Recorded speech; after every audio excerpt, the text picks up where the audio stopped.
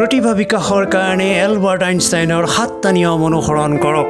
Sudhakantha Bharat Ratna doctor Bhupen হাজৰিকাই কৈছিল, আজিৰ সমাজ গঢ়োতে অগভীৰ পৰিকল্পনা আৰু অলস চিন্তাই কোনো কাম নিদিয়ে। তাৰ সংবিধানত তেখেতে কৈছিল, জীৱন সিন্ধু বহু বিন্দুৰে হয়, কিন্তু সেই বিন্দু কৰ্মেৰে পূৰ্ণ হ'ব লাগিব। সেই কথাকেই তেখেতে গীতেৰে গাইছিল এনেদৰে, জীৱন সিন্ধু বহু বিন্দুৰে হয়, যদি কৰ্মেৰে হয় বিন্দু পূৰ্ণ। সেই পূৰ্ণতা কেনেকৈ আহিব তেখেতে সেয়াও কৈছিল। অলস চিন্তায় গভীৰ আঁচনিয়ে জয়ৰ বাসনা কৰে চূৰ্ণ। তেখেতৰ সেই গীতে জীৱন গঢ় দিয়াৰ বাট আমাক সদায় দেখুৱাই থাকিব। সেই বাটেৰে আজি আমি নিবেদন কৰিবলৈ লৈছোঁ জীৱন গঢ় দিবলৈ পৃথিৱীৰ মানুহক বাট দেখুওৱা বিশ্বৰ মহান শিক্ষক এলবাৰ্ট আইনষ্টাইনৰ জীৱন উন্নত কৰাৰ 7টা নিয়ম। আশা কৰোঁ ভিডিঅ'টো আপুনি শেষলৈকে চাব আৰু আমি ভাবোঁ যে ভিডিঅ'টো আপুনি নিশ্চয় ভাল পাব।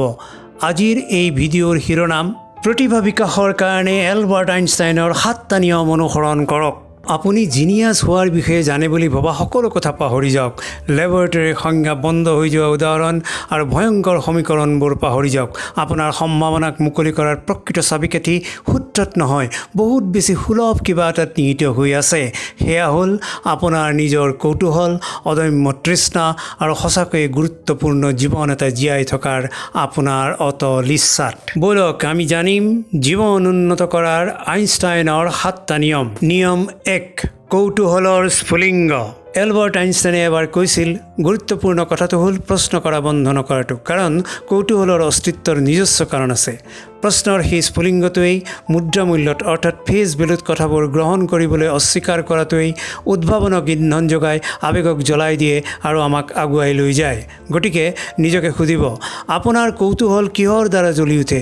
কিহৰ বাবে আপুনি অধিক জানিবলৈ, গভীৰভাৱে খান্দিবলৈ, পৃথিৱীখনক সতেজ চকুৰে চাবলৈ হাহাকাৰ কৰে?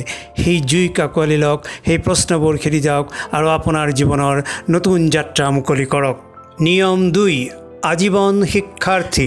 পৰীক্ষাৰ বাবে জানি লোৱা আৰু কাইলৈ সকলো পাহৰি যোৱাৰ প্ৰক্ৰিয়াটো পাহৰি যাওক। প্ৰকৃত শিক্ষণ হৈছে আজীৱন দুঃসাহসিক অভিযান, নতুন নতুন ধাৰণা আৰু অভিজ্ঞতাৰ অহৰহ অন্বেষণ। আনকি আইনষ্টাইন নিজেই নিজৰ কেৰিয়াৰৰ শিখৰত উপনীত হোৱাৰ সময়তো আছিল এজন অদম্য শিক্ষাৰ্থী। কিতাপ গ্ৰাস কৰিছিল, উদ্দীপক কথোপকথনত লিপ্ত হৈছিল আৰু নিজৰ জ্ঞানৰ সীমা অহৰহ আনলৈ ঠেলি দিছিল। গতিকে এটা নতুন দক্ষতা বাছি লওক, ভাল কিতাপ এখনত নিজকে হেৰুৱাই পেলাওক, চিন্তা উদ্দীপক আলোচনাত যোগদান কৰক আৰু মনত ৰাখিব আটাইতকৈ মেধাৱী মনবোৰ সদায় আগবাঢ়ি যায়। নিয়ম 3, বিদ্ৰোহৰ গৰ্জন। থিয় দিবলৈ, যথাৰ্থ অৱস্থাক প্ৰত্যাহ্বান জনাবলৈ, আনৰ দৃষ্টিত অলপ পাগল হ'বলৈ ভয় নকৰিব। আউল লগা চুলি আৰু অগতানুগতিক চিন্তাধাৰাৰ আইনষ্টাইন আছিল চূড়ান্ত অসংগত। তেওঁ উদাহৰণবোৰ ভাঙি পেলালে, আশাক অৱজ্ঞা কৰিলে আৰু বিজ্ঞানৰ ভেটিবোৰক লৈ প্ৰশ্ন উত্থাপন কৰিবলৈ সাহস কৰিলে। গতিকে আপোনাৰ ব্যক্তিত্বক আঁকোৱালি লওক, আপোনাৰ অনন্য দৃষ্টিভংগীক লালন পালন কৰক আৰু মনত ৰাখিব আটাইতকৈ ডাঙৰ আৱিষ্কাৰবোৰ প্ৰায়ে ভালদৰে ভৰি দিয়া পথৰ বাহিৰত থাকে। নিয়ম 4, সৰলতাৰ শক্তি। কোলাহল আৰু জটিলতাৰ জগতখনত সৰলতাৰ শক্তিক সদায় মনত ৰাখিব। আইনষ্টাইনে কৈছিল, সকলো বস্তু যিমান পাৰি সহজ কৰি তুলিব লাগে, কিন্তু সেয়া সহজ নহয়। সেয়ে অপ্ৰয়োজনীয়বোৰ জীৱনৰ পৰা আঁতৰাই পেলাওক, আপোনাৰ ধাৰণাবোৰ পৰিশোধন কৰক আৰু স্পষ্টতাৰ লগত যোগাযোগ ৰাখক। আইনষ্টাইনে কোৱাৰ দৰে শিষ্টতাই হৈছে চূড়ান্ত কৌশল। গতিকে আপোনাৰ চিন্তা, আপোনাৰ কথা, আপোনাৰ কাৰ্যত স্পষ্টতা বিচাৰক আৰু আপোনাৰ বাৰ্তাই আপোনাৰ চৌপাশৰ জগতখনৰ সৈতে অনুৰণিত হোৱাটোলৈ দৃষ্টি নিক্ষেপ কৰক। নিয়ম 5, দয়াৰ স্পৰ্শ। দয়াবিহীন বুদ্ধিমত্তা ৰাডাৰ নথকা জাহাজৰ দৰে। প্ৰকৃত প্ৰতিভা কেৱল যুগান্তকাৰী ধাৰণাতেই নহয়, আমাৰ মানৱতাৰ গভীৰতাটো নিহিত হৈ আছে। আইনষ্টাইন উচ্চ বুদ্ধিমত্তাৰ ব্যক্তি সত্ত্বেও সহানুভূতি আৰু দয়াৰ চেম্পিয়ন আছিল। তেওঁ বুজি পাইছিল যে আমাৰ উজ্জ্বলতাৰ উদ্দেশ্য হৈছে সেৱা আগবঢ়োৱা, আনক উন্নীত কৰা, সকলোৰে বাবে এখন উন্নত পৃথিৱী গঢ়ি তোলা। গতিকে আপোনাৰ হৃদয়খন মুকলি কৰক, সহায়ৰ হাত এখন আগবঢ়াওক আৰু মনত ৰাখিব আটাইতকৈ ডাঙৰ উত্তৰাধিকাৰ আমি কৰা আৱিষ্কাৰবোৰ নহয়, বৰঞ্চ আমি স্পৰ্শ কৰা জীৱনবোৰহে। নিয়ম 6, বৰ্তমানৰ মুহূৰ্ত। আমি প্ৰায়ে বৰ্তমানৰ সৌন্দৰ্যক হেৰুৱাই পেলাওঁ, ভৱিষ্যতৰ চিন্তাত হেৰাই যাওঁ বা অতীতৰ বাবে অনুশোচনা কৰি থাকোঁ। আইনষ্টাইনে অৱশ্যে এই ক্ষেত্ৰত আমাক বৰ্তমানৰ সোৱাদ ল'বলৈ শিকাইছিল। তেওঁ দৈনন্দিন জীৱনত আচৰিত ধৰণে সৰল মুহূৰ্তত আনন্দ আৰু অস্তিত্বৰ একেবাৰে তন্ত্ৰত প্ৰেৰণা পাইছিল।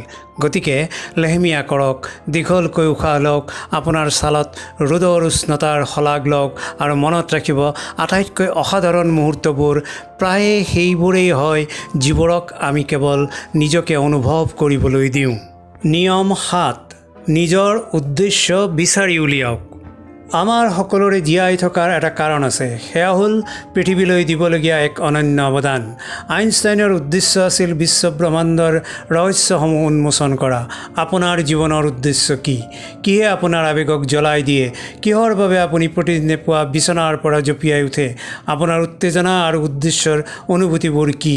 উদ্দেশ্যৰ সেই অগ্নি বিচাৰি উলিয়াওক, তাৰ বাবে নিজকে উৎসৰ্গা কৰক আৰু আপোনাৰ জীৱনে এক নতুন অৰ্থ লাভ কৰাটোলৈ আগুৱাই যাওক। উপসংহাৰ: এইবোৰ কেৱল আইনষ্টাইনৰ নিয়ম নহয়, আপোনাৰ নিজৰ সম্ভাৱনাৰ গুণগুণনি। কুঁহিপাতৰ দৰে মুকলি হ'বলৈ অপেক্ষা কৰি থকা আপোনাৰ নিজৰ উজ্জ্বলতাৰ প্ৰতিধ্বনি। গতিকে আপোনাৰ কৌতূহলক আঁকোৱালি লওক, আপোনাৰ আজীৱন শিক্ষণক ইন্ধন যোগাওক, গতানুগতিকতকৈ বেলেগ হ'বলৈ সাহস কৰক, সৰলতা বিচাৰক, দয়াৰ খেতি কৰক, বৰ্তমানৰ সোৱাদ লওক আৰু আটাইতকৈ গুৰুত্বপূৰ্ণ কথাটো হ'ল আপোনাৰ উদ্দেশ্য বিচাৰি উলিয়াওক। পৃথিৱীখনক আপোনাৰ প্ৰতিভাৰ প্ৰয়োজন, কেৱল বৈজ্ঞানিক ৰহস্যৰ তলা খুলি দিয়া ধৰণৰ নহয়। হৃদয় সুস্থ কৰা, দলং নিৰ্মাণ কৰা, কল্পনাক জ্বলোৱা ধৰণৰ প্ৰতিভাৰ প্ৰয়োজন পৃথিৱীখনক। গতিকে আইনষ্টাইনৰ স্ফুলিংগটোৱে আপোনাৰ নিজৰ স্ফুলিংগক জ্বলাই দিবলৈ দিয়ক। প্ৰশ্নবোৰক আঁকোৱালি লওক, অজ্ঞতাক খেদি যাওক আৰু মনত ৰাখিব, আপুনি অসাধাৰণ কামত সক্ষম। আগবাঢ়ি যাওক, সাহসী হওক, মেধাৱী হওক আৰু পৃথিৱীত নিজৰ চিন ৰাখক। এইটো আপোনাৰ সময়, আপোনাৰ প্ৰতিভাৰ তলা খুলি দিবলৈ। স্বীকাৰোক্তি: এই ভিডিঅ'ত উল্লেখ কৰা প্ৰতিভা বিকাশৰ কাৰণে এলবাৰ্ট আইনষ্টাইনৰ 7টা নিয়মৰ বাহিৰতো আন কিছু জনপ্ৰিয় ধাৰণা পোৱা যায় আৰু নিশ্চিতভাৱে তেওঁৰ গোটেই জীৱন আৰু কৰ্মত প্ৰকাশ কৰা কেইবাটাও অন্তৰ্দৃষ্টিসম্পন্ন নীতি আৰু মূল্যবোধ ভিন্ন উৎসত উপলব্ধ। আমাৰ ভিডিঅ'ত ইতিমধ্যে আলোচনা কৰা কথাবোৰৰ বাহিৰেও বহুলভাৱে উপলব্ধ ধাৰণা কিছুমান হ'ল এনেধৰণৰ। নিয়ম 1, গুৰুত্বপূৰ্ণ কথাবোৰত আপোনাৰ প্ৰচেষ্টা নিয়োজিত কৰক। নিয়ম 2, আপুনি ভাল পোৱা কামবোৰ কৰক যদিও সেইবোৰ আপোনাৰ কাৰণে ভয়াৱহ। নিয়ম 3, সাঁথৰৰ বা প্ৰহেলিকাৰ মানসিকতা আদৰি লওক। নিয়ম 4, আপোনাক সঁচাকৈয়ে মোহিত কৰা কথাবোৰৰ বিষয়ে দীঘলীয়া আৰু কঠিন দুয়োটা দিশতে গভীৰভাৱে চিন্তা কৰক। নিয়ম 5, কোনো প্ৰকাৰৰ ৰাজনীতিয়ে আপোনাক ক্ৰোধ বা হতাশাৰে ভৰাই তুলিব নিদিব। নিয়ম 6, কৰ্তৃত্বৰ বা অথৰিটিৰ প্ৰতি অন্ধ আজ্ঞাবাহী হোৱাটো সত্যৰ আটাইতকৈ ডাঙৰ শত্ৰু। নিয়ম 7, বিজ্ঞান, সত্য আৰু শিক্ষা সকলোৰে কাৰণে, কেৱল বিশেষ সুবিধাপ্ৰাপ্ত কেইজনমানৰ বাবে নহয়। মন কৰিবলগীয়া যে এইবোৰ আইনষ্টাইনে প্ৰকাশ কৰা কিছুমান নীতি মাত্ৰ আৰু সম্ভৱতঃ তেওঁৰ আন বহুতো মূল্যৱান মতামত আছিল। তেওঁৰ জীৱন আৰু কৰ্মই কৌতূহলী, চিন্তাশীল আৰু প্ৰভাৱশালী জীৱন যাপন কৰিব বিচৰা যিকোনো ব্যক্তিৰ বাবে যথেষ্ট প্ৰেৰণা প্ৰদান কৰে।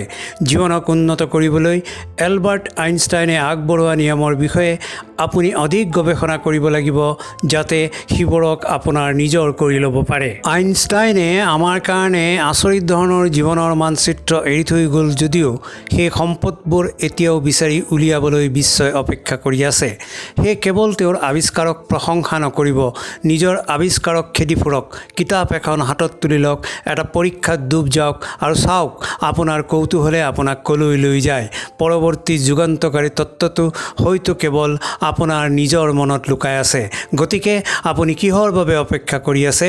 অন্বেষণ কৰিবলৈ আগবাঢ়ি যাওক। এয়াও সঁচা যে আইনষ্টাইনে অকলে সকলোবোৰ কৰিব নোৱাৰিলেহেঁতেন, আপুনিও কৰিব নোৱাৰিব পাৰে। সেয়ে আপোনাৰ প্ৰশ্নসমূহ শ্বেয়াৰ কৰক, আপোনাৰ বন্ধুসকলৰ পৰা ধাৰণাসমূহ উভতাই আনক আৰু ইজনে সিজনৰ পৰা শিকিবলৈ যত্ন কৰক। সহযোগিতাৰ উৰ্বৰ মাটিত প্ৰায়ে আটাইতকৈ ডাঙৰ আৱিষ্কাৰবোৰ ফুলি উঠে। গতিকে আপোনাৰ সহযোগী অভিযাত্ৰীসকলক একত্ৰিত কৰক, নিজাকৈ বৈজ্ঞানিক সমাজ গঠন কৰক, এখন নিজৰ সমাজ গঠন কৰক একেলগে জ্ঞানৰ যাত্ৰাত নামিবলৈ।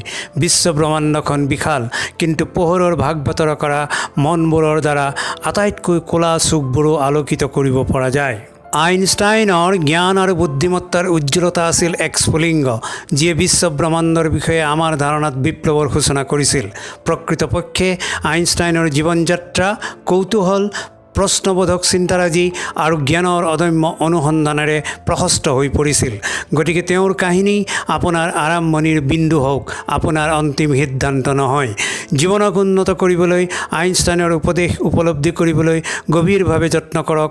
জীৱনৰ সকলো কথাতে প্ৰশ্ন উত্থাপন কৰক আৰু নিজৰ বৈজ্ঞানিক আত্মাক লেকামহীনভাৱে মুক্ত বনৰীয়া প্ৰাণীৰ দৰে চলিবলৈ দিয়ক।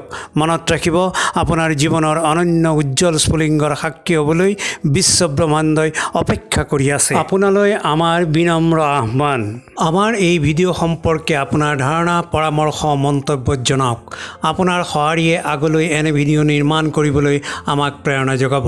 ভিডিঅ'টো যদি আপোনাৰ ভাল লাগিছে, লাইক শ্বেয়াৰ কৰক। লগতে আপুনি যদিহে ছাবস্ক্ৰাইব কৰা নাই, প্ৰেৰণাদায়ক এনে ভিডিঅ'ৰ বাবে আমাৰ চেনেলটো ছাবস্ক্ৰাইব কৰক। জীৱন সিন্ধু বহু বিন্দুৰে হয়, যদি কৰ্মেৰে হয়